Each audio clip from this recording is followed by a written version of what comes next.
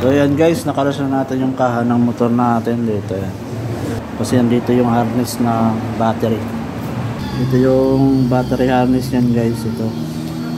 Ayan, ito yung socket. Ito yung socket papuntang ECU.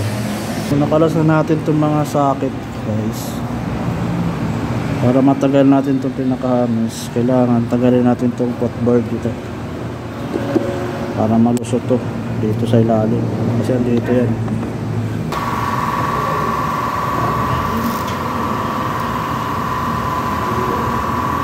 Ayan guys, nakabit na natin. Nalilis na natin yung footboard natin. So ayan, ang kinabit na lang natin guys, hindi na natin nagamit itong nabili natin battery harness na natin nagamit. Kasi bago ko sana ikabit to, tinesting ko muna siya na tinesting ko muna yung itong fuse nya, main relay saka starter relay, yung dalawa.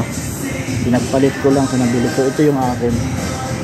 So ito yung sa nabili ko, pinagpalit ko lang. Sana na yan. So bali, starter relay lang pinalitan ko. Sakay ko. Kaya okay na ulit. Okay na. Ayan o. Ayos na guys.